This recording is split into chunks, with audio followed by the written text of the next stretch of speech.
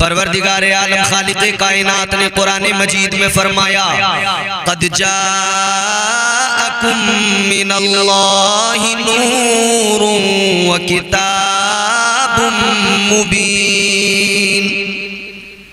कुरान कहता है तहकीक आ गया तुम्हारे पास एक नूर और रोशन किताब। नूर से मुराद क्या है? मुफस्सिरीन फरमाते हैं नूर से मुराद मेरे आका की जात है, मुस्तफा की जात है। ताजदार मदीना की बारगाह में हजरत जाबिर ने अर्ज किया, या रसूल अल्लाह, गुलाम ये जानना चाहता है कि अल्लाह ने सबसे पहले किस चीज को पैदा फरमाया। मेरे आका ने ऐलान फरमाया, मुस्तफा जाने रहमत ने फरमाया, ऐ जाबिर सुनो, सबसे पहले अल्लाह ने तुम्हारे नबी के नूर को पैदा फरमाया। उस वक्त पैदा फरमाया न जब जमीन थी न आसमान, कायनात का वजूद नहीं था, तब अल्लाह ने महबूब के नूर को पैदा फरमाया। हदीस कुदसी मौजूद है। अल्लाह ने फरमाया, कुन्तु कंज़न मख़फ़िया। परवरदिगार ने फरमाया, मैं एक छुपा हुआ खजाना था। अल्लाह फरमाता है मैं एक छुपा हुआ खजाना था। कब की बात? जब कुछ भी नहीं था, न जमीन न आसमान न चांद सूरज सितारे न फरिश्ते, कुछ नहीं। अल्लाह फरमाता है मैं एक छुपा हुआ खजाना था। फिर अल्लाह ताला ने चाहा कि मुझे जाना जाए, पहचाना जाए, तो परवरदिगार ने अपने नूर से, नूर की तजल्ली से नूर मुस्तफा को पैदा फरमा दिया। सबसे पहले अल्लाह ने मुस्तफा के नूर को पैदा फरमाया। हुजूर की असल नूर है। कुछ लोग कहते हैं कि वो हमारी तरह बशर है, माज़अल्लाह। उनको मैं बताना चाहता हूं, हुजूर की बशरियत का ऐलान तो कुरान मजीद में हुआ, मगर इतना जान लो मेरे आका बशर तो हैं मगर सैयदुल बशर हैं। हमारी तरह नहीं, हम उनकी तरह नहीं। वो इमामुल अंबिया हैं, वो सैयदुल अंबिया हैं। उनकी नूरानियत का ऐलान भी कुरान में किया, उनकी बशरियत का ऐलान भी कुरान में किया। अल्लाह अकबर, गौर फरमाइए। अल्लाह ताला ने सबसे पहले नूर मुस्तफा को पैदा फरमाया। फिर अल्लाह ताला ने इस नूर के सदक़े में कायनात को पैदा फरमाया। इंसानियत को अल्लाह ने वजूद बख्शा, क्योंकि जब अल्लाह ने चाहा कि अब इस नूर को लबादाए बशरियत में दुनिया में भेजा जाए, तो अल्लाह ताला ने फिर इंसानियत का आगाज किया। पहले बशर, पहले इंसान हजरत आदम को पैदा किया। परवरदिगार आलम ने हजरत आदम को पैदा फरमाया, उनकी पेशानी में नूर मुस्तफा को रख दिया।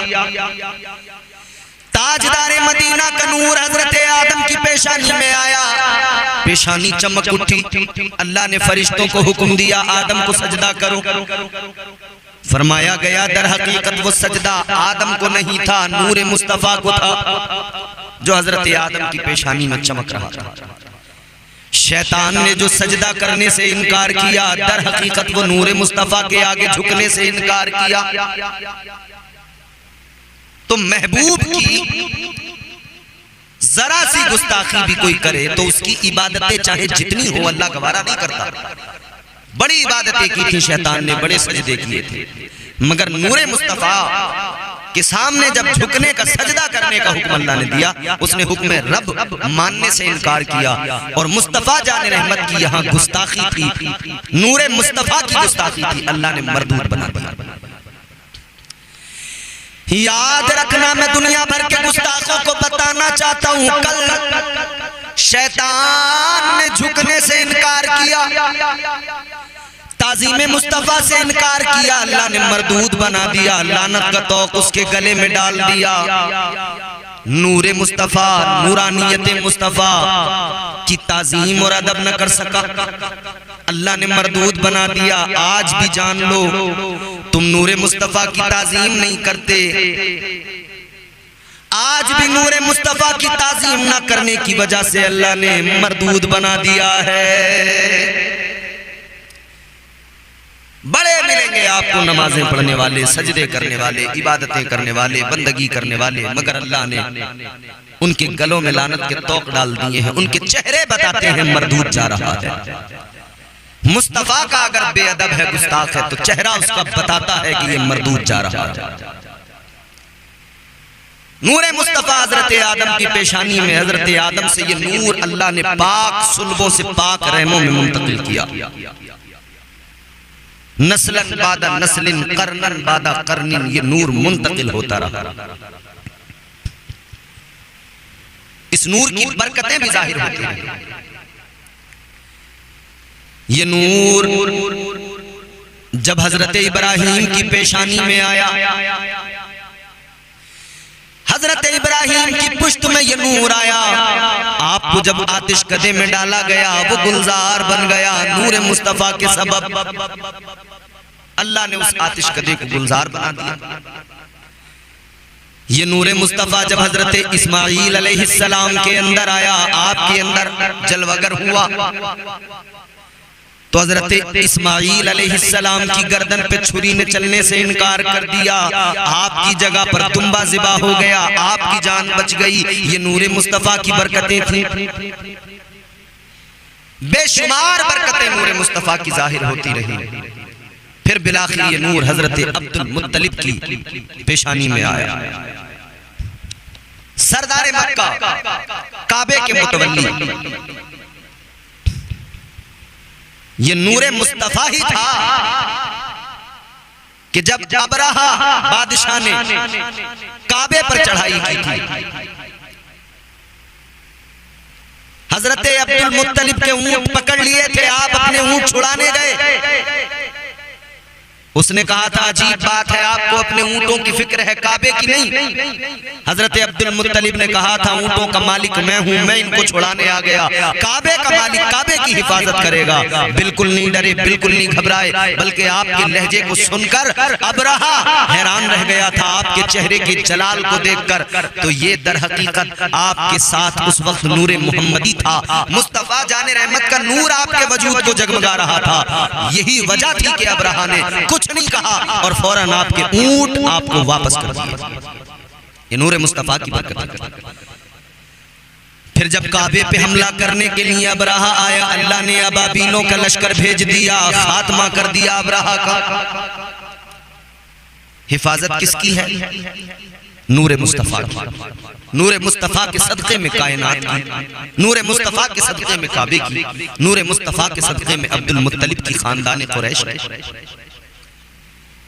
हजरत अब्दुल मुत्तलिब से ये नूर मुंतकिल हुआ तो हजरत अब्दुल्ला मेरे नबी के वालिद गिरामी, उनकी पेशानी में ये नूर जगमगाने लगा। हजरत अब्दुल्ला की पेशानी में जब ये नूर जगमगाने लगा, अल्लाह अल्लाह, उनका चेहरा बड़ा रोशन, आपका चेहरा जगमगाता चमकता, लोग देखते माइल हो जाते, आपकी तरफ राग़िब हो जाते। सारे मक्के वाले हजरत अब्दुल्ला की तरफ राग़िब व माइल हो जाते, जो भी देखता वो आपका गर्विदा हो जाता। मक्के की लड़कियां, मक्के की दोशीज़ाएं हजरत अब्दुल्ला को देखती, दिल दे दिया करती थी, उनको अपना फिदा हो जाती थी। रिश्ते आते थे, पैगाम निकाह भिजवाती थी कि अब्दुल्ला बड़े हसीन और जमील हैं, बड़ा उनका रोशन चेहरा है, उनसे निकाह करना चाहते हैं। और ये नूरे मुस्तफा हजरत अब्दुल्ला तक जो पहुंचा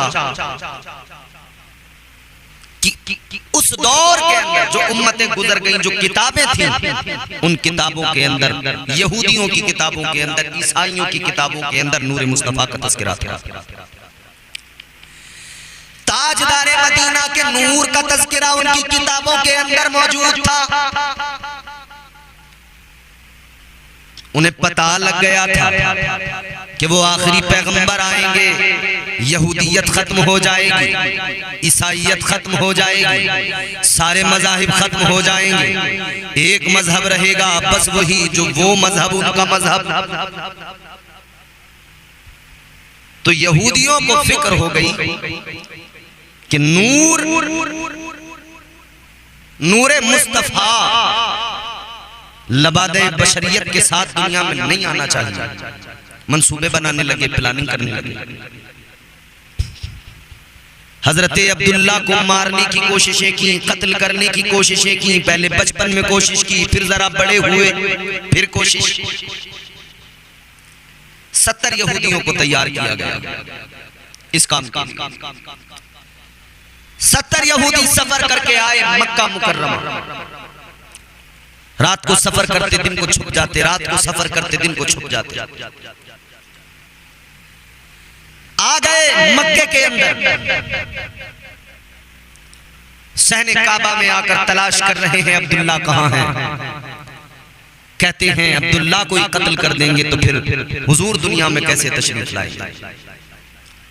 हजरत अब्दुल्ला नहीं मिले,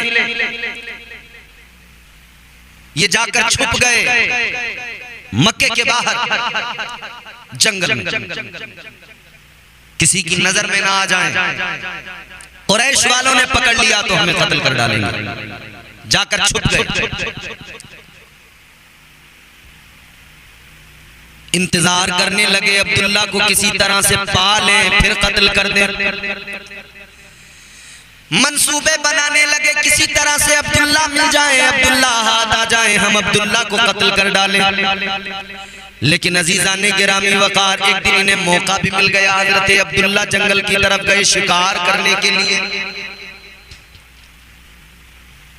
इन्होंने देखा कि आज मौका मिल गया, अब्दुल्ला आ गए हमारे चंगुल में। हजरत अब्दुल्ला जंगल में शिकार करने के लिए गए। यहूदी 70 जो छुपे हुए थे निकल के आए, घेर लिया। इत्तेफाक से जंगल के अंदर हजरत वहाब बिन अब्द मुनाफ भी पहुंच गए। उन्होंने जब दूर से देखा कि 70 यहूदियों ने हजरत अब्दुल्ला को घेर लिया है तो गैरत जागी, खानदानी गैरत। दौड़ कर गए, जाकर कुरैश को बताया अब्दुल्ला को घेर लिया है यहूदियों ने, कत्ल करना चाहते हैं, तलवारें हाथ में निकाले हुए हैं। कुरैश वालों को जमा करके लेके आए। इधर ये नबी के खानदान वाले, हजरत अब्दुल्ला के खानदान वाले, खानदान कुरैश वाले आए। जब ये आए इन्होंने आकर हाल देखा, हैरान रह गए। फानूस बन के जिसकी हिफाजत हवा करे, वो शम्मा क्या बुझे जिसे रोशन खुदा करे। वो हमलावर होने वाले थे कि उससे पहले ही अल्लाह ताला ने फरिश्तों को भेज दिया। फरिश्तों की फौज आ गई, फरिश्तों ने आकर सारे यहूदियों को कत्ल कर दिया। सारे यहूदी मारे गए, वो 70 के 70 मारे गए। मुस्तफा जान रहमत के वालिदे गिरामी बिल्कुल महफूज रहे। किसकी हिफाजत है? ये दर हकीकत मेरे मुस्तफा के नूर की हिफाजत हो रही है। ये नूर मुस्तफा की हिफाजत हो रही है। हजरत वहाब बिन अब्द मुनाफ ने ये मंजर भी देख लिया और उसके बाद में रिश्ता तय हुआ हजरत अब्दुल्ला का, हजरत अब्द मुनाफ की बेटी, वहाब बिन अब्द मुनाफ की बेटी जनाब हजरत सैयदा आमिना, मेरे नबी की अम्मी जान। हजरत अब्दुल्ला का रिश्ता हो गया, शादी हो गई, निकाह हो गया। आपका चेहरा जो चमकदार था, रोशन था, उसकी खबरें तो पहले से ही मशहूर थी। तमाम आसपास के इलाकों में बल्कि मुल्क शाम तक आपके हुस्न की खबरें फैल चुकी थी कि अगर इस दौर में कोई हसीनो जमील है तो वो अब्दुल मुत्तलिब का बेटा अब्दुल्ला है। उसका चेहरा बड़ा रोशन, बड़ा चमकदार है। मुल्क शाम की एक शहजादी जिसका नाम फातिमा बताया जाता है, उसको शौक हुआ कि हजरत अब्दुल्ला का दीदार करूं, उनको जाकर देखूं, आखिर कौन है वो नौजवान। उसने रखते सफर बांधा, अपने साथ में अपनी कुछ खादिमाओं को लिया, बांदियों को लिया, निकल गई मुल्क शाम से मक्के के लिए। अपने साथ साजो सामान लेकर निकल गई, मक्के के सफर पे निकली है। ये शहजादी भी बड़ी हसीनो जमील है। सफर करते करते महीनों का सफर हफ्तों में तय करके मक्का मुकर्रमा पहुंच गई। काबे के करीब इसने जाकर मताफ के बाहर अपना खैमा लगा लिया। इंतजार करने लगी हजरत अब्दुल्ला का कि आएंगे यहाँ काबे में तो जरूर आएंगे, मैं दीदार करूंगी। 3 रोज गुजर गए। 3 दिन गुजरने के बाद में शहजादी को बताया गया, ऐ शहजादी जिसके लिए आई हो वो आज काबे का तवाफ करने आया है। ऐ शहजादी जिसका दीदार करने आई हो वो आज काबे का दीदार करने आया है। शहजादी निकली हजरत अब्दुल्ला का दीदार करने। हजरत अब्दुल्ला मताफ के अंदर है, सहने काबा के अंदर है। पहुंच गई हजरत अब्दुल्ला के पास में, जाकर देखा, आपके चेहरे को देखा, आपकी पेशानी के चमकते नूर को देखा। आपकी आशिका हो गई, फिदा हो गई। कहने लगी आपसे निकाह करना चाहती हूँ, मुल्क शाम की शहजादी। हजरत अब्दुल्ला ने इतना सुना, फरमाने लगे बात आपने कही है लेकिन सुनो, मैं अपने वालिद से इजाजत लूंगा, उसके बाद जवाब दूंगा। उसने कहा ठीक है, आप इजाजत लीजिए, फिर बताइए। हजरत अब्दुल्ला चले गए घर। हजरत अब्दुल्ला उसी रात को अल्लाह का हुक्म मनशाए रब हजरत सैयदा आमिना के साथ निकाह हो चुका था, और ये दूसरे निकाह की बात थी, मगर अल्लाह की कुदरत, मशीयत की मर्जी, मशीयत रब। हजरत अब्दुल्ला रात को जब सोए सैयदा आमिना के पास, तो फिर उस रात में हजरत अब्दुल्ला और हजरत आमिना दोनों आपस में मिले, और उस मिलने के सबब वो नूरे मुस्तफा हजरत अब्दुल्ला की पुष्ट से मुंतकिल होकर हजरत सैयदा आमिना के रहम मुबारक में, आपके बतन मुबारक में पहुंच गया। अल्लाह का हुक्म था, अल्लाह की मर्जी थी। कौन सी रात थी ये अजीजों? ये जुमे की रात थी, शबे जुमा, जिस रात में नूरे मुस्तफा मुंतकिल होकर सैयदा आमिना के बतन में पहुंचा, वो जुमे की रात थी। तो जुमे को अल्लाह ने बड़ी फजीलतें अता फरमाई। जुमे की फजीलतों की कई वजूहात हैं, मगर सबसे बड़ी वजह यह है कि जुमे की शब को मेरे मुस्तफा का नूर सैयदा आमिना के बतन मुबारक में पहुंचा था, मुंतकिल होकर। अल्लाह ने जुमा को सैयदुल अय्याम बना दिया।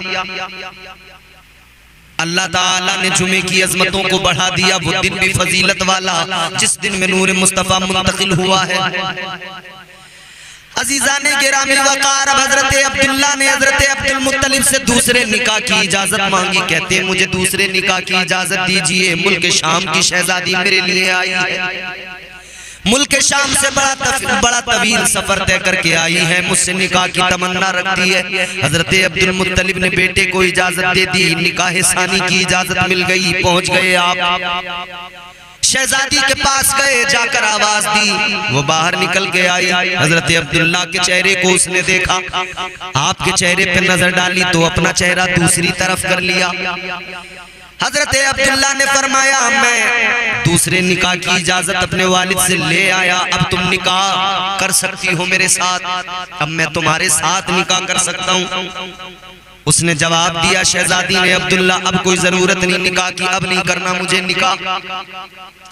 हजरत अब्दुल्ला ने फरमाया मुल्क शाम से चलकर मुझसे मिलने आई, निकाह की ख्वाहिश का इजहार किया, मेरी एक झलक देखने को बेकरार थी, मगर अब क्या हुआ, अब मेरी तरफ अपना चेहरा भी नहीं कर रही हो, मेरा चेहरा भी नहीं देख रही हो, और निकाह की बात की थी, अब निकाह के लिए भी तैयार नहीं हो। वो कहने लगी अब्दुल्ला अब क्या करूंगी निकाह करके, जो अमानत तुम्हारे पास थी वो अमानत तो किसी और को मिल गई। अब्दुल्ला तुम्हारे पेशा तुम्हारी पेशानी के अंदर जो नूर जगमगा रहा था वो नूर तो अब चला गया, वो नूर तो मुंतकिल हो गया, वो नूर तो अब आमिना को मिल गया, अब मुझे आपकी जरूरत नहीं। ऐ अब्दुल्ला मैं निकाह करने इसलिए आई थी, इसलिए निकाह करना चाहती थी कि वो जो नूर तुम्हारी पेशानी में था वो मुझे मिल जाए और वो नूरी पैगंबर यानी महबूब खुदा मेरे बदन से दुनिया में आए और क़यामत के दिन मुझे ये सादत मिल जाए कि मैं पैगंबर आखिरुज़्ज़मा की माँ कहलाऊं। लेकिन अब वो नूर वो नेमत मुझसे चली गई और ऐ अब्दुल्ला आपसे भी वो नूर अब जो है रुखसत हो गया, वो अमानत आमिना को पहुंच गई। नूरे मुस्तफा मुंतकिल होकर सैयदा आमिना के बतन मुबारक में पहुंच गया। हजरत सैयदा आमिना खातून मेरे नबी का नूर आपके रहम मुबारक में पहुंच गया। आप हामिला हो गई। कहती हैं मुझे कभी कोई बोझ महसूस नहीं हुआ। हमल के दिनों में औरतों को भारीपन महसूस होता है, दर्द होता है, तकलीफें होती हैं। कहती है मुझे कोई दर्द नहीं हुआ, मुझे ना भारीपन था, ना कोई दर्द था, ना कोई तकलीफ थी, कुछ नहीं। सैयदा आमिना खातून कहती हैं इधर तो हजरत अब्दुल्ला सफर पर गए, हुजूर की विलादत से 4 माह पहले आपका इंतकाल हो गया। इधर सैयदा आमिना खातून कहती हैं कि मुझे बशारतें आने लगी, मुझे खुशखबरियां सुनाई जाने लगी और बिलाखिर वो वक्त भी आ गया। 12 रबीउल अव्वल सुबह सादिक का वक्त है। हजरत सैयदा आमिना खातून मेरे नबी की अम्मी जान फरमाती हैं जब नबी की विलादत का वक्त करीब आया तो मैंने देखा आसमान से जमीन तक एक नूरी हिजाब है और मुझे हुक्म हुआ है कि इसको पकड़ लो आमिना। मैंने उसको जब पकड़ा है तो फिर फरमाती हैं मेरी निगाहों से सारे पर्दे हट गए। मैंने अपने घर के अंदर से मशरिक को भी देख लिया, मगरिब को भी देख लिया, शिमालो जुनूब को भी देख लिया। मैंने 3 झंडे देखे, एक जमीन के सेंटर में लगा हुआ है, एक मशरिक में है, एक मगरिब में है। हजरत सैयदा आमिना खातून कहती है मैंने देखा उस वक्त मेरे पास कोई औरत मौजूद नहीं थी। मैंने देखा नूरानी चेहरों वाली कुछ औरतें मेरे पास आई। अल्लाह अल्लाह, नबी की विलादत का वक्त था, अल्लाह ने इंतजाम कैसे फरमाए। फिर हजरत आमिना को हुक्म हो गया ए आमिना आप जरा लेट जाओ। अब पैगंबरे खुदा नबी ये आखिरुज़्ज़मा ताजदार मदीना की विलादत का वक्त है। मेरे आका की विलादत हुई, मुस्तफा जान रहमत तशरीफ लाए। मेरे नबी की फुप्पो हैं हजरत सफिया। आप फरमाती हैं मैंने देखा, मैंने 10 निशानियां ऐसी देखी जो मैंने कभी किसी बच्चे के अंदर नहीं देखी। जब बच्चे पैदा होते हैं मैंने वो निशानियां देखी हैं तो फकत मुस्तफा के साथ वो निशानियां देखी हैं। मैंने वो निशानियां देखी हैं तो मुस्तफा की विलादत के वक्त में देखी हैं। हजरत सफिया कहती हैं जब हुजूर तशरीफ लाए मुस्तफा जान रहमत ने सबसे पहले अपने सरे मुबारक को सजदे में रखा है और आपकी जबान पर रब्बे हबली उम्मती है, आपकी जबान पर रब्बे हबली उम्मती की सदा है। हजरत सफिया कहती हैं मैंने निशानियां देखी हैं मुस्तफा जान रहमत की विलादत के बाद में। ये पहला मौका था, तारीख में कभी ऐसा न हुआ है न होगा, मुस्तफा की विलादत पर हुआ। कहती है मैंने निशानी देखी, एक उसी वक्त का पैदा होने वाला बच्चा। भला कोई बोल भी सकता है? नहीं बोल सकता। मगर सुनो हजरत सफिया नबी की फुप्पो कहती हैं मैंने देखा है मेरे नबी जब दुनिया में आए हैं मुस्तफा जान रहमत की विलादत हुई है। मुस्तफा ने फसीह व बलीग अरबी में अपनी ज़बान मुबारक से पुकारा है ला इलाहा इल्लल्लाहु इन्नी रसूलुल्लाह। मेरे आका ने गोया पैदा होते ही अपनी नबूवत और रिसालत का भी ऐलान फरमा दिया। बाज़ लोग अक्ल के मारे कह देते हैं कि नबी को 40 साल के बाद में नबूवत मिली। माज़अल्लाह रब्बिल आलमीन। ऐसे लोगों को बताना बड़ा जरूरी है। ऐ जाहिलो बदबख्तो, नबी को 40 साल के बाद नबूवत नहीं मिली। नबी ने तो पैदा होते ही अपनी नबूवत और रिसालत का ऐलान कर दिया। मगर फिर 40 साल की उम्र में मेरे आका को अल्लाह का हुक्म हुआ, अब ऐलान आम कर दो। फिर 40 साल की उम्र में हुजूर ने ऐलान आम किया है। अल्लाह अकबर। गौर फरमाइए, नबी की फूफी जान हजरत सफिया फरमाती है मैंने मजीद निशानियां देखी। कहती है मैंने सोचा मैं पानी लेकर आगे बढ़ने लगी कि मैं बच्चे को गुस्ल दे दूं, मगर मैंने देखा आवाज आई, मशीन आवाज आई, गैबी आवाज, रुक जाओ आगे मत बढ़ो, ये महबूबे खुदा की विलादत है, इन्हें पाक सुथरा पैदा किया गया है, पाक और साफ पैदा किया गया है। कहती है मैंने देखा मुस्तफा नहाए हुए गुस्ल दिए हुए दुनिया में आए। कहती है मैंने सोचा कि मैं देखूं आमिना को जो बच्चा पैदा हुआ है वो लड़का है या लड़की है। कहती है मगर जब मैंने देखा मैं हैरान रह गई, मुस्तफा दुनिया में आए तो मखतून तशरीफ लाए, यानी खतना आपके पहले से की हुई है। दुनिया के किसी इंसान ने हुजूर की खतना नहीं की, अल्लाह ने हुजूर को मखतून पैदा फरमाया। कहती है मैंने देखा नाफ भी आका की कटी हुई है, ये मुस्तफा जाने रहमत की विलादत है। अजीजा ने गिरामी वकार, अब नूरे मुस्तफा लबादे बशरियत में दुनिया में आ गया, बड़ी बरकतें जाहिर हुई। उस साल मक्के वालों ने देखा मक्के में ऐसी बरकतें ऐसी रहमतें बरसी हैं, मक्के वालों की सारी परेशानियां हुजूर की आमद के सबसे खत्म हो गई, सारी तकलीफें दूर हो गई। कल अहले मक्का जो कि काफिर थे उनकी सारी मुश्किलें नबी की विलादत के बरकत से, नबी की विलादत की बरकतों के तुफैल खत्म हो गई। तो आज हम तो मुसलमान नबी के गुलाम हैं, हम अगर नबी की विलादत की खुशियां मनाएंगे इंशाअल्लाह नबी की विलादत की बरकतों से हमारी सारी मुश्किलें आसान हो जाएंगी, सारी परेशानियां खत्म। दुनिया में एक बादशाह गुजरा, नाम उसका नमरूद। वो कहता था अना रब्बुकुमुल आला, कहता था मैं सबसे बड़ा रब हूं। एक बादशाह ताकत की बुनियाद पर, दौलत की बुनियाद पर कहता था मैं सबसे बड़ा, मैं सबसे बड़ा। अल्लाह ताला ने उसे उसकी औकात दिखाई और समझा दिया तू बड़ा नहीं, बड़ा तो परवरदिगार है, सबसे ताकत वाला तो परवरदिगार है, सुपर पावर तो परवरदिगार है। अल्लाह ताला ने बता दिया देख तू अपने आप को बड़ा कहता है मगर तू कितना छोटा है। रब तुझे बता रहा है तुझे खत्म करने के लिए किसी बड़े की जरूरत नहीं पड़ेगी। अल्लाह ने सबसे छोटी मखलूक मच्छर को भेज दिया, अल्लाह ने औकात बता दी। अपने आप को बड़ा कहने वाले, जब तू अल्लाह की बनाई मखलूक में एक छोटे से मच्छर का मुकाबला नहीं कर सकता तो तेरी औकात नहीं है कि तू कायनात के मालिक परवरदिगार का, अल्लाह का मुकाबला कर सके। कर सकता है कोई मुकाबला अल्लाह का? नहीं कर सकता। वो हमारा मालिक है, वो हमारा परवरदिगार है।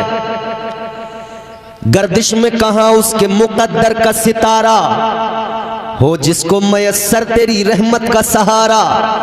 तन्हा है अकेला है तू, यकता है अहद है, गैरत तेरी करती नहीं शिरकत को गवारा।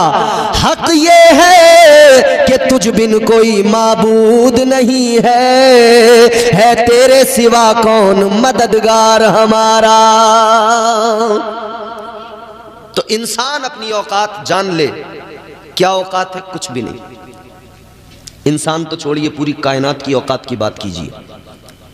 फरमाया गया अल्लाह ताला की नजर में इस कायनात की औकात एक मच्छर के पर के बराबर भी नहीं है, एक मक्खी के पर के बराबर भी।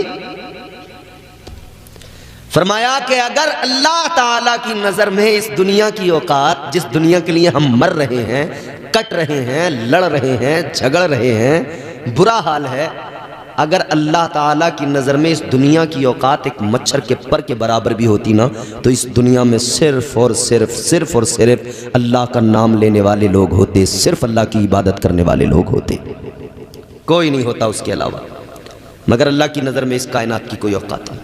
है कितनी सी? आप अपनी इस दुनिया को, अपने इस प्लेनेट को देखें, कितना सा है। मैप में जाकर कभी इसकी हकीकत देखिए। तो सबसे पहले अल्लाह का नाम सुनाया गया, बता दिया गया तू अल्लाह का बंदा है, तुझे दुनिया में परवरदिगार ने भेजा है। जहन करीब कीजिए, गौर से मेरी बात को सुनिए। आप बड़े ज़ी-शऊर लोग हैं, आपका गांव नगलिया अकिल मशहूर है, बड़े बड़े खुतबा यहाँ आते हैं, बयान करते हैं। मैं सबसे छोटा, कुछ बातें काम की बताऊंगा, सुन लेना।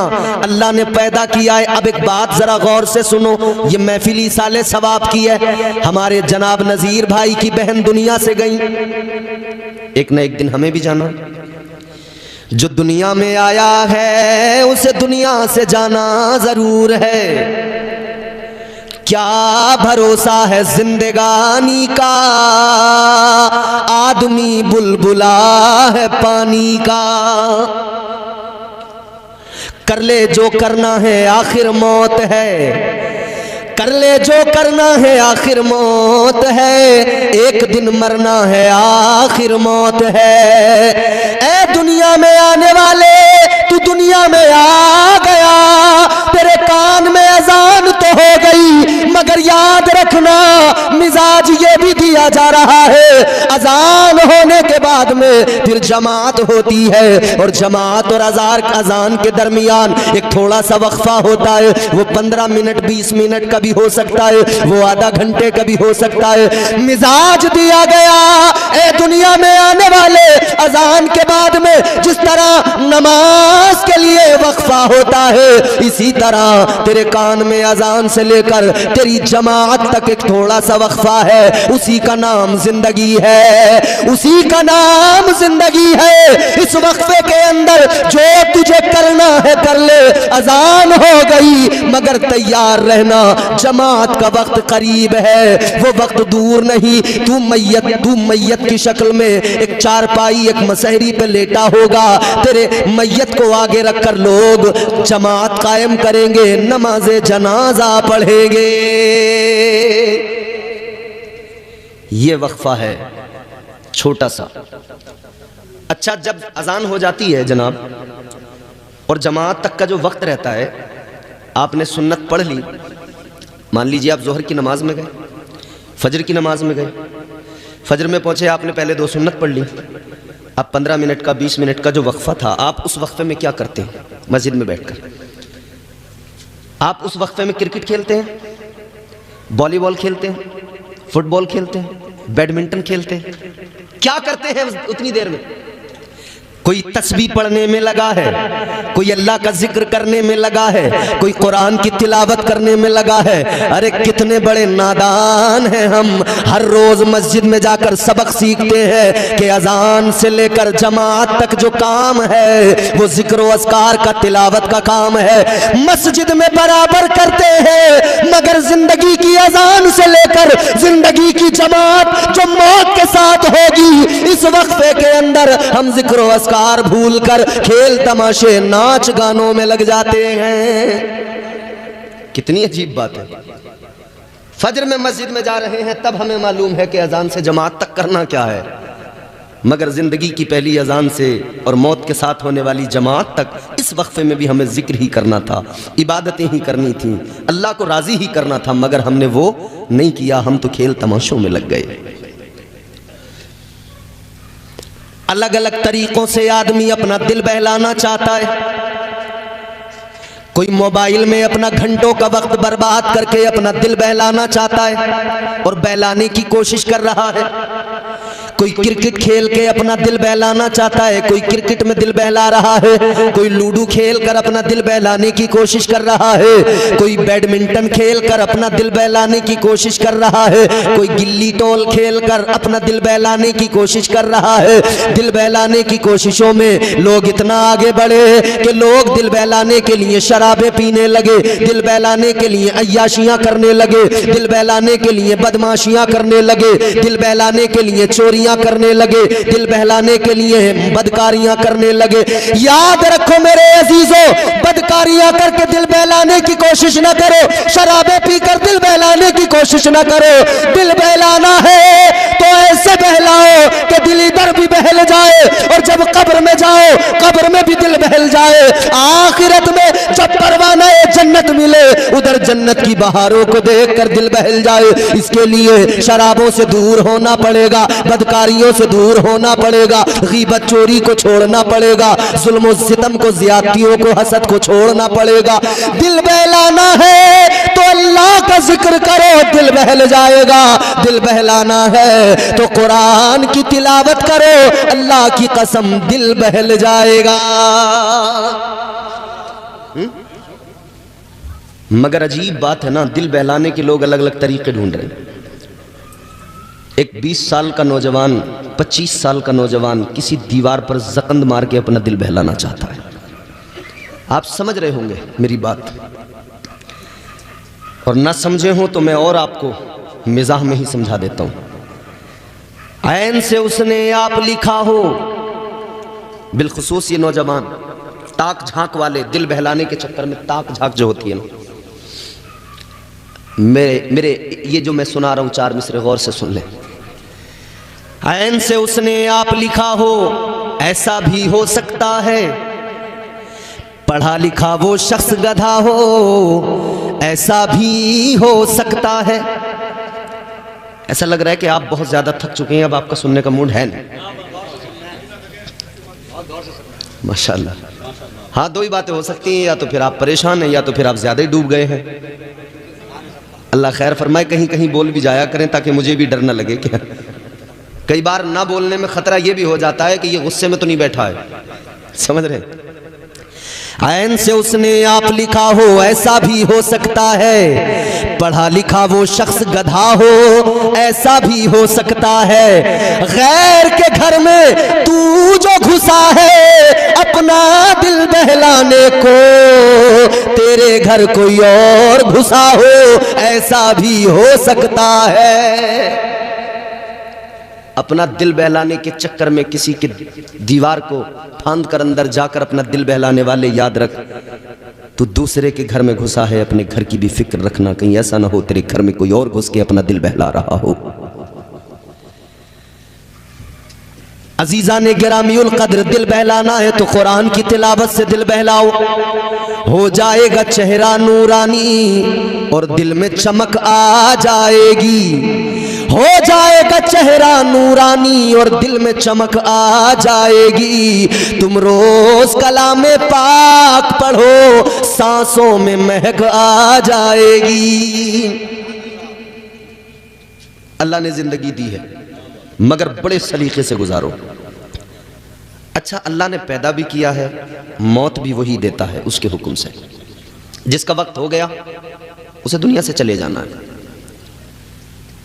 हमारे दिल के अंदर बड़ी ख्वाहिशें होती हैं, वो जिसका इंतकाल हो गया है, कहीं भी किसी भी जगह पर कोई भी शख्स जो दुनिया से जाता है उसके दिल में भी बड़ी ख्वाहिशें थीं, मैं दुनिया में ऐसा करूं, वैसा करूं, ये करूं, वो करूं। ख्वाहिशें कभी तकमील उनकी मुकम्मल होती नहीं, ख़त्म ही नहीं होती, बढ़ती रहती हैं, बढ़ती रहती हैं। एक अल्लाह वाले, एक पीर दरवेश, सच्चे बुजुर्ग, कोई उनकी बारगाह में कोई मुरीद बैठा था, उनका सच्चा मुरीद, सच्चा पीर, सच्चा मुरीद। आजकल तो पीर भी जाली, मुरीद भी जाली। पीर भी एक नंबर का मक्खार, मुरीद उससे बड़ा मक्खार। पीरों की हालत यह है इमाम साहब क़िबला, सच्चे पीर बड़े सोच समझ के चुना करें अपने पीर को, मुर्शिद को। आजकल जाली, नकली, फर्जी, डालडा माल बहुत है मार्केट में।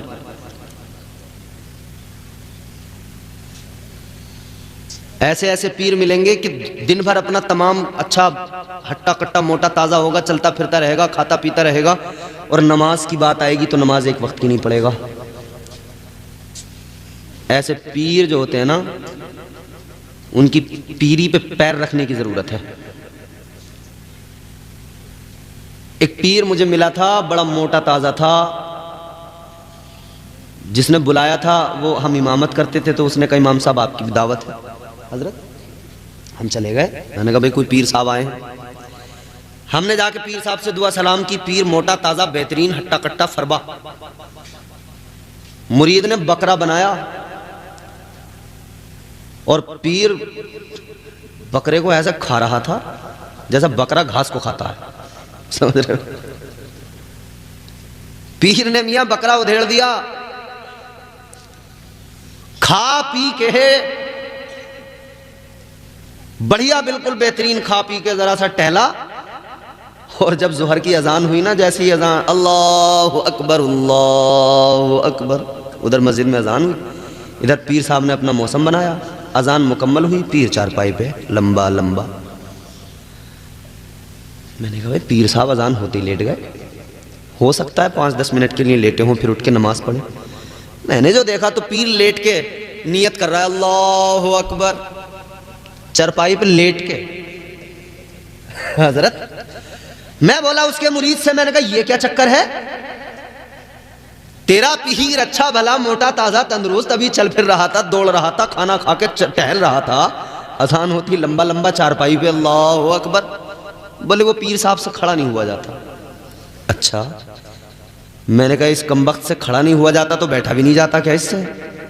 अभी तो बैठ के इसने बकरा खाया है। अगर खड़े होने की ताकत जिस्म में बिल्कुल नहीं है, खड़ा नहीं हो सकता, तो लेटने का हुक्म थोड़ी ये बैठ के पढ़।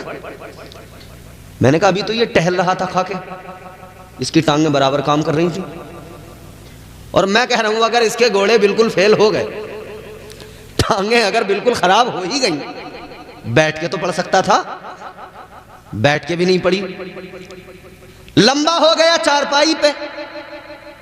पता लग गया फर्जी है। ऐसे फर्जी बहुत मिलेंगे। खुद को बचाना, जो रोटी यहां खाएंगे, मुर्गे की टांगें यहां खाएंगे और कहेंगे नमाज तो हम काबे में जाके पढ़ते हैं, नमाज तो हम मक्का शरीफ मस्जिद हराम में पढ़ते हैं। बस जैसे ही इतना कहे ना काबे में पढ़ते हैं, बस कह देना कि भाई जब तू नमाज काबे में पढ़ सकता है, नमाज तू अरब में जाके मक्का शरीफ में पढ़ सकता है, तो भाई तुझे यहाँ से अच्छे खाने के होटल वहीं मिलेंगे, यहाँ से अच्छे इंतज़ाम वहीं मिलेंगे।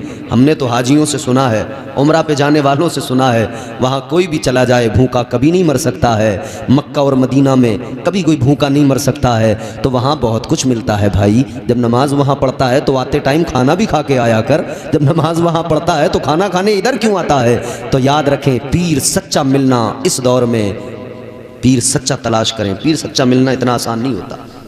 बहरहाल सच्चा पीर था, सच्चा मुरीद था। मुरीद ने कहा, वो पीर ने मुरीद से एक सवाल किया। अल्लाह वाले ने फरमाया एक सवाल है।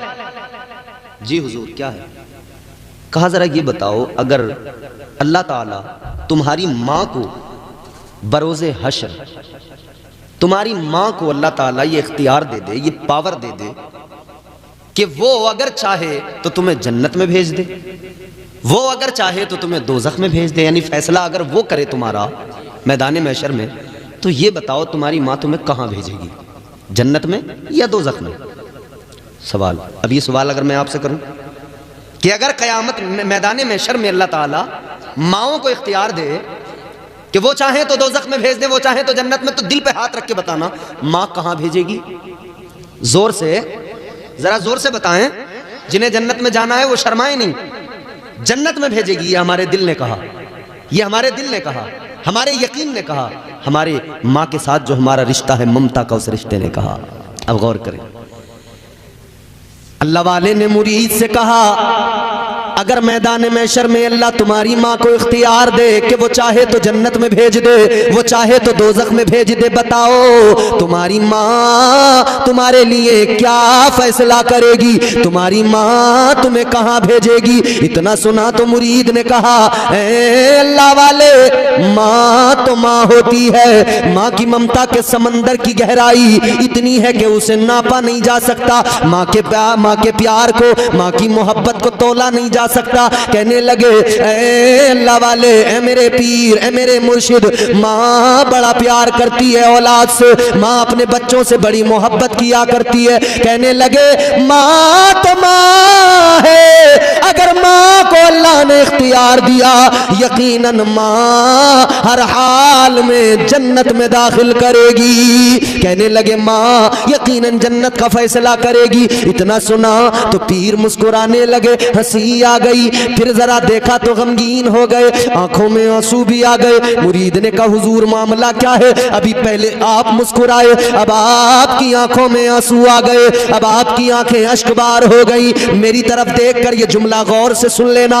अल्लाह वाले ने फरमाया सुनो, ये माँ की ममता है जिसकी बुनियाद पर तुमने कहा कि माँ जन्नत में दाखिल करेगी, माँ इतना प्यार करती है जन्नत में दाखिल करेगी। अल्लाह वाले ने फरमाया सुनो, हंसी इसलिए आई, इसलिए मुस्कुराया कि इंसान कितना बड़ा अक्लमंद है, इसे समझ में आता है माँ की मोहब्बत क्या है, माँ की ममता क्या है, माँ का प्यार क्या है, ये जानता है, समझता है, बखूबी वाकिफ है। अजीजाने गिरामी उल कद्र कहते हैं मगर अगले ही वक्त मेरी आंख में आंसू इसलिए आया, अगले ही पल मेरी आंखें इसलिए अश्कबार हो गई कि मैं ये सोचने लगा कि आदमी इंसान इतना बड़ा अक्लमंद है और फिर बेवकूफ भी इतना बड़ा है, इतना बड़ा बेवकूफ है। एक माँ की ममता को, एक माँ के प्यार को समझता है, एक माँ की ममता इसे समझ में आती है, एक माँ का प्यार समझ में आता है। ये कहता है माँ जन्नत में दाखिल करेगी,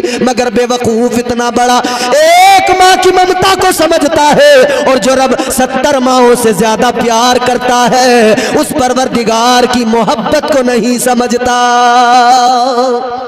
नारे तकबीर, नारे रिसालत, मस्तके आला हज़रत सल्लल्लाहु अलैहि वसल्लम। इश्क मोहब्बत, इश्क मोहब्बत, प्यार मोहब्बत, प्यार मोहब्बत। हज़रत अल्लाह एक माँ की मोहब्बत को बंदा समझ रहा है, उस पर एतमाद है, भरोसा है कि मेरी माँ मुझे जन्नत में भेजेगी।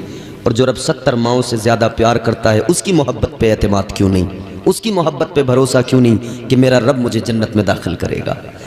याद रखना अजीजो, अल्लाह ताला ने कुरान मजीद में ऐलान फरमा दिया मा यफ़अलुल्लाहु बिअज़ाबिकुम लइन शकरतुम व आमनतुम व कानल्लाहु शाकिरन अलीमा।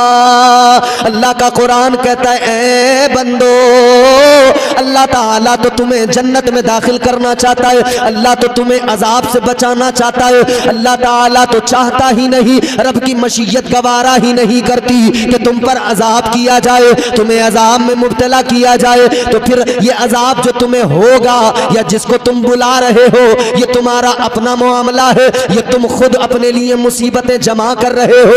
अल्लाह का कुरान कहता है वमा असाबकुम मिन मुसीबतिन फबिमा कसबत अयदीकुम व यअफू अन कसीर। अल्लाह ताला का कुरान कहता है ये जो तुम पर मुसीबतें आती है ये वो है जो तुमने अपने हाथों से कमाया है। तुम खुद अपने लिए मुसीबतें तैयार करते हो, तुम खुद अपने लिए मुसीबतें जमा करते हो। अल्लाह ताला की मोहब्बत को समझ लो और जिंदगी करीने से, कायदे से, सलीके से गुजार लो तो अल्लाह की मोहब्बत का ये आलम है। परवरदिगार तो अपने बंदों को जन्नत में दाखिल करना चाहता है, अपने आप को जरा संवारने की जरूरत है। याद रखना दुनिया भी संवर जाएगी, आखिरत भी संवर जाएगी, कब्र भी जन्नत का बाग बन जाएगी। मगर पहले अपने आप को जरा बेहतर करें, पहले अपने अंदर झांक कर देखें हम क्या है। हर इंसान मगरूर है, हर इंसान में अनानियत है। शराब आम हो गई, जुआ आम हो गया, नशा आम हो गया। 18-18 साल के, 20-20 साल के जवान लड़के आज शराब पीने लगे बियर के नाम पर। नगलिया आकिल वालों, आपके यहां से भी कितने लोग हैं, कोई पंजाब में रहता है, कोई दिल्ली में रहता है, कोई बिहार में रहता है, कोई उड़ीसा में रहता है, कोई मुंबई में रहता है। माँ बाप भेजते हैं किस लिए कि ये जाएगा, कमाएगा, हमारा सहारा बनेगा। कितने ऐसे जिन्हें बुरी सोहबतों ने तबाह कर दिया, बर्बाद कर दिया। घर से कमाने के लिए गए थे, शराबी बन के लौटे। घर से कमाने के लिए गए थे, शराबी बन के लौटे, जुआरी बन के लौटे, नशेड़ी बन के लौटे। गलत सोहबतों ने बर्बाद कर दिया, तालीम की कमी ने बर्बाद कर दिया, फिक्र बेदार न हो सकी, शऊर बेदार न हो सका, गलत संगतों ने बर्बाद कर दिया। अच्छा, ये दोस्ती का जो चक्कर है ना, ये भी बड़ा खतरनाक है। 25 साल तक ये दोस्त पीछा नहीं छोड़ते। दोस्ती के स्टेटस लग रहे हैं मोबाइलों में, दोस्त के लिए जान दे देंगे, दोस्त अगर आधी रात पुकारे चले जाएंगे। और होता भी है। दोस्त के पास बुलेट है ना, किसी दोस्त के पास अगर बुलेट है दूर दूर भी, तो फिर आने दो कोई शादी अपनी रिश्तेदारी में, दोस्त की बुलेट लेके फिर जाएंगे। देखो, दोस्त की बुलेट है और उड़ना इनका देखो, ये उड़े उड़े फिर रहे हैं। पल्सर मांग के लाए हैं, मगर उड़ना इनका देखो, अपने आप को रामपुर का नवाब समझ रहे हैं। दोस्तों की संगतों ने इतना बर्बाद किया, 25 साल खराब हो गए, न पढ़ सके, न तालीम हासिल कर सके, न कुछ और कर सके। अम्मा अब्बा परेशान। जब ज्यादा परेशान हुए तो फिर किसी ने मशवरा दे दिया, ये दोस्तियां, ये यारियां तभी छूटेंगी, इसका निकाह कर दो, इसकी शादी कर दो। तो अम्मा अब्बा ने कहा चलो भाई इसकी शादी करो। उन्होंने सोचा था शादी कर देंगे तो ये दोस्त यार जो है सब छूट जाएंगे। माँ बाप ने शादी कर दी, दोस्त यार तो छूट गए, मगर मेम साहब जो आई वो बड़ी खतरनाक निकली। उन्होंने आके घर में महाभारत शुरू कर दी। अम्मा अब्बा फिर परेशान। 25 साल तक तो दोस्तों ने परेशान रखा, शादी हो गई तो मेम साहब आ गई, उन्होंने परेशान रखा। कुल मिला के माँ बाप बुढ़े हो गए, सुकून न मिल सका औलाद से। क्यों? माँ बाप की इसमें सबसे बड़ी कमी ये थी कि जब वो बच्चा तेरी आगोश में था, माँ की आगोश में था, तब माँ उसकी तरबियत नहीं कर पाई। जब वो बाप की उंगली पकड़ के चलना सीख रहा था, तब बाप उसकी तरबियत नहीं कर पाया। तरबियत न करने का नतीजा ये निकला कि तुमने एक बेटे की तरबियत नहीं की, उसके सबब तुम्हारी पूरी जिंदगी मुश्किलों भरी हो गई। अपनी बुढ़ापे को अगर बेहतर बनाना है तो औलाद को अच्छा बनाओ, इल्म दीन औलाद को दो, अपने बच्चों को पढ़ाओ, कुरान सिखाओ। वरना याद रखना, ये जब रात को दोस्त आता है, फोन करता है कि भाई बाहर चौराहे पे खड़ा हूं, आ जा। तुम अगर बिस्तर पे बीमार पड़े हो, ये दवाई देने को तैयार नहीं, 2 घूंट पानी देने को तैयार नहीं, लेकिन ठंड में सुकड़ता हुआ दोस्त की खातिर चौराहे पे जरूर पहुंचेगा। ये दोस्तियां, ये संगतें, इन्होंने किसी को शराबी बनाया, किसी को कबाबी बनाया। अब आप कहोगे कि साहब दोस्ती करनी नहीं चाहिए। हाँ, करनी चाहिए। मैं मना कब करता हूं, नहीं करनी चाहिए। दोस्ती करनी चाहिए, मगर किससे, ये बात काबिल गौर है। लुच्चे लफंगों से कभी दोस्ती न करना, लफंडरों से कभी यारी न करना, नाचने गाने वालों से, म्यूजिक पे थिरकने वालों से कभी ये दोस्ती न करना, यारी न करना। ऐ मेरे प्यारो, अगर तुम्हें दोस्ती करने का शौक है, अगर तुम्हें दोस्ती करने में ज्यादा इंटरेस्ट और लगाव है, तो अपनी मस्जिद के इमाम से दोस्ती कर लो, अपनी बस्ती के हाफिज़े कुरान से दोस्ती कर लो। ये दोस्ती जो तुम इमाम से करोगे, आलिम से करोगे, हाफिज से करोगे, कारी से करोगे, ये दोस्ती इतनी काम की होगी। जब भी तुम अपने दोस्त के पास यानी हाफिज कुरान के पास आके बैठोगे, वो तुम्हें कभी ना कभी कुरान की तिलावत करता मिलेगा, वो तुम्हें कुरान की आयतें सुनाएगा। तुम किसी आलिम से दोस्ती करोगे, वो तुम्हें अल्लाह के नबी की हदीसें सुनाएगा, वो तुम्हें कुरान की आयतों के मफहूम सुनाएगा। ए दोस्ती करने वालों, उलमा से दोस्ती करो। उलमा की दोस्ती तुम्हारी दुनिया को बेहतर बनाएगी, तुम्हें आखिरत की तैयारियां सिखाएगी। तो अक्लमंद आदमी वो होता है जो अपने दोस्त को सोच समझकर चुने, और ऐसा दोस्त चुने जो उसके काम आए, जो उसे फायदे की बात बताए। कौन बताएगा फायदे की बात? ये उलमा बताएंगे, जिनके सीने में इल्म कुरान है, मुस्तफ़ा जान रहमत की तालीमात जिनके सीने में है। ये मेरे हुजूर की तालीमात ही इंसान को उसके मनसब तक और उसके और इंसान कोई ऐसा नहीं है कि इंसान का मनसब ये है, इंसान का ओहदा ये है कि अल्लाह ने इसे अशरफुल मखलूकात बनाया है। मगर मामला क्या है जानते हो ना, अल्लाह ने इसे साथ साथ आजमाइशों में भी डाला है। अल्लाह ताला ने इंसान को अशरफुल मखलूकात बनाया, मस्जूद मलाइक बनाया, मस्जूद मलाइका बनाया।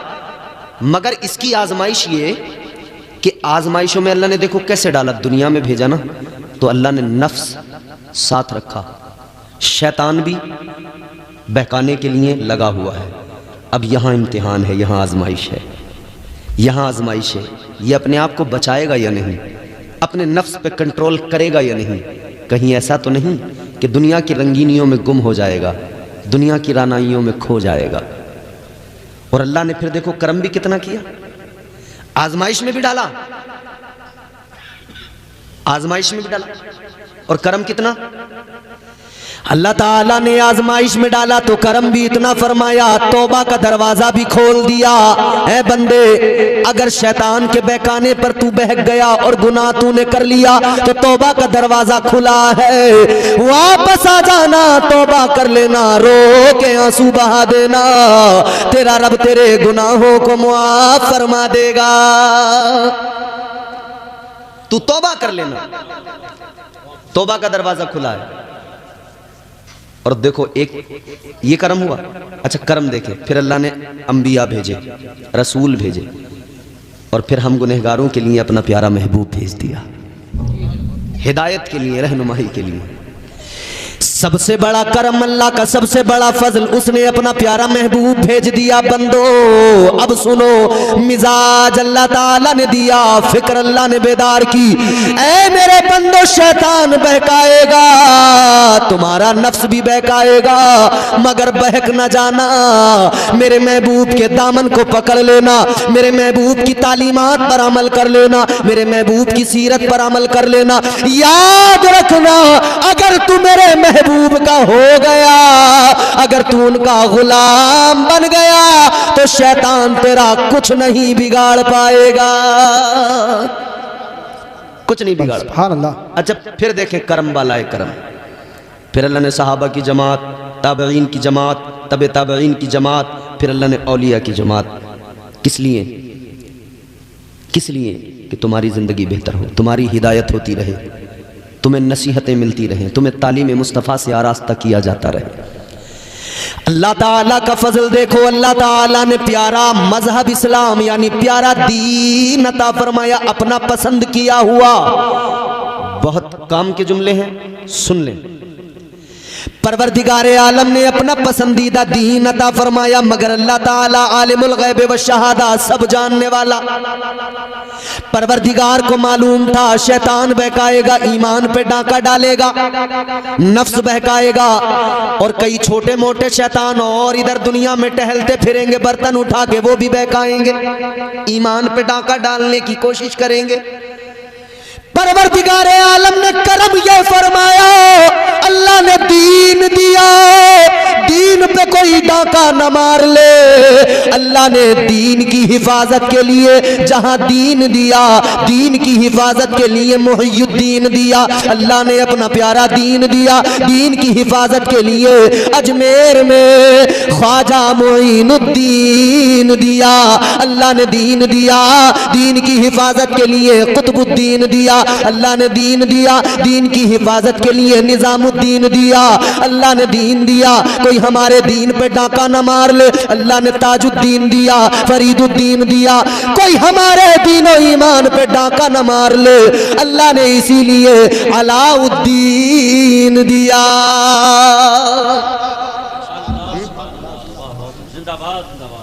बात खत्म करते हैं। हमारे नज़ीर भाई की एक फरमाइश थी और शायद मैं अब उस मकाम पे पहुंच गया हूं कि उस फरमाइश को पूरा कर सकता हूं इख्तिसार के साथ। अल्लाह ने ख्वाजा मोइनुद्दीन दिया। हिंदुस्तानियों अपनी किस्मत पे नाज करो, हिंदुस्तान के भारत के मुसलमानों अपनी किस्मत पे नाज करो। दज्जाली मीडिया बार बार सवाल करता है, वंशज, किसके वंशज हैं आप, किसके वंशज हैं आप, किसके वंशज हैं आप? बाबर के वंशज हैं, फलां के वंशज हैं। दज्जाली मीडिया हमारा, इस मीडिया ने तबाह कर दिया। मगर मैं ये कहना चाहता हूं, हमसे ये सवाल न करो हम किसके वंशज हैं, इतना जान लो हम उसकी औलाद हैं जिसे अल्लाह ने जन्नत से भेजा जमीन पर, तो उसका पहला कदम हिंदुस्तान की सरजमीन पर रखा गया था। आज श्रीलंका है अलग, कल तो इसी मुल्क का हिस्सा था। अच्छा, एक और अजीब तमाशा, हजरत, हम किसी बादशाह की कोई तरफदारी तो कर नहीं रहे हैं, मगर एक बात कहना चाहते हैं, बड़ी दिक्कत होती है। वहां से आए आक्रमण कर दिया, वहां से आए आक्रमण कर दिया। बाबर आया, उसने आक्रमण कर दिया। होता नहीं, सुनती नहीं आप लोग? मोबाइल में आप सुनते रहते होंगे ऐसी न्यूज, बाबर ने आकर ये तोड़ दिया, वो तोड़ दिया, बाबर आया, बाबर आया, बाबर। अब कहां से आया? कहते हैं अफगानिस्तान से आया। अकल मारी गई, पत्थर अकल पे पड़ गए। अबे आज अफगानिस्तान अलग मुल्क है, कल तो हिंदुस्तान का हिस्सा था। कल अफगानिस्तान इसी मुल्क का हिस्सा था, तो अगर बाबर अफगानिस्तान से आया था तो दर हकीकत वो भारत का ही रहने वाला तो था, क्योंकि कल तो अफगानिस्तान भारत का हिस्सा था। खैर, हम फिर भी किसी की वकालत बादशाह की नहीं कर रहे, मगर हां, हम बाबर बादशाह की बादशाहत की बात नहीं करते, मगर हम ख्वाजा गरीब नवाज की हुकूमत की बात करते हैं। मेरे ख्वाजा की हुकूमत कल भी थी, आज भी है, और भारत पर गरीब नवाज की हुकूमत सुबह कयामत तक रहेगी। तुम तो आले रसूल हो ख्वाजा, तुम तो आले रसूल हो ख्वाजा, बाग़े जन्नत का फूल हो ख्वाजा। आज हम कलमा पढ़ते हैं किस लिए? कि हमें कलमा ख्वाजा ने पढ़ाया है। मस्जिदों में अजानें होती हैं इसलिए कि ये अजान मस्जिदों में कैसे होती है ये गरीब नवाज ने सिखाया है। आज ये जो कुरान की तिलावतें घर घर हो रही हैं, मदारिस में हो रही हैं, ये कुरान की तिलावत गरीब नवाज ने सिखाई है, ताजदार अजमेर ने सिखाया है, ये अजमेर के बादशाह का सदका है।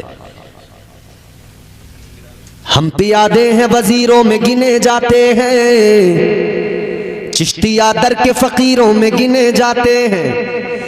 जब से ख्वाजा ने इनायत की नजर डाली है, कांच के टुकड़े थे हीरों में गिने जाते हैं।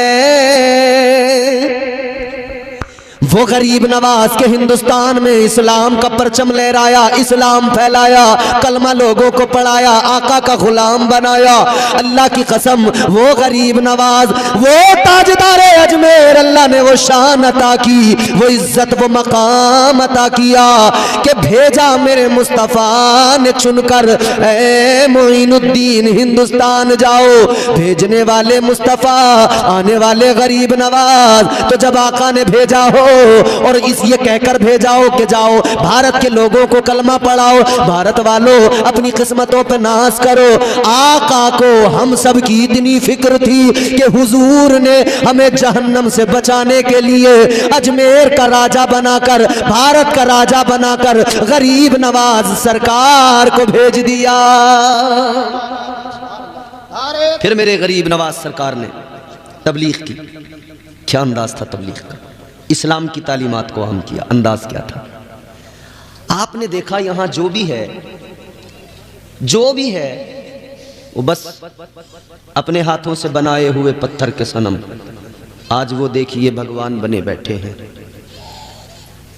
जिसे देखिए वो मंदिरों के रास्ते पर है, जिसे देखिए वो पूजा कर रहा है। कैसे इनको समझाएं, कैसे बताएं? एक मौका आया और इतना प्यारा आया कि उसने बहुतों को कलमा पढ़ा दिया। उस मौके की वजह से गरीब नवाज, कौन सा मौका आया वो? वो मौका कौन सा आया? एक बहुत बड़े पंडित जी थे, बहुत इज्जत थी, बहुत बड़े पुजारी थे, बड़ा सम्मान करते थे लोग उनका, बड़ा सम्मान था, बड़ी इज्जत थी, बड़ा नाम था, बड़ा रुतबा था, बड़े पुजारी थे। लोग जहां देख लेते थे हाथ बांध के खड़े हो जाते थे, झुक झुक के प्रणाम किया करते थे। लोग जहां देखते थे इज्जत करते थे।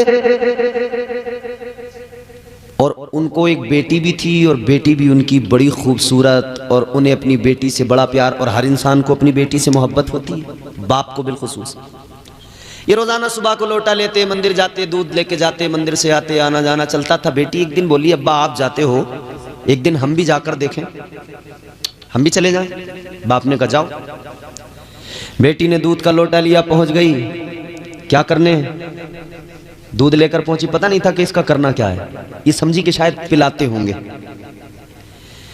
पहुंच गई मेरे अजीजों मंदिर के अंदर। इसने जो है अपनी पूजा शुरू की, वो दूध का लोटा अपने भगवान के आगे किया, पत्थर की मूर्ति के आगे किया, कहा पी ले पी ले, मेरा बाबा रोज लेके आता है, आज मैं लेके आई हूं, ले मेरे भगवान पी ले। मगर पत्थर में कैसे हरकत आए, कैसे पिए, ये बड़ी परेशान है। मेरा बाबा आता है तो रोज ये लोटा खाली वापस लेके जाता है। इसे पता नहीं था कि करता क्या है, ये समझती थी पिला के जाता है, इसे पता नहीं था वो चढ़ा के जाता है। अजीजा ने गिरामीउल कद्र गौर फरमाइए, इसने कहा पी ले, एक बार, दो बार, तीन बार कहा। जब कोई हरकत नहीं हुई तो कहने लगी शायद तुम मुझसे नाराज हो। ऐ मेरे माबूद, तू मुझसे नाराज है, अगर तू मुझसे नाराज है तो मैं तुझे राजी करके जाऊंगी, दूध पिला के जाऊंगी। नहीं पिएगा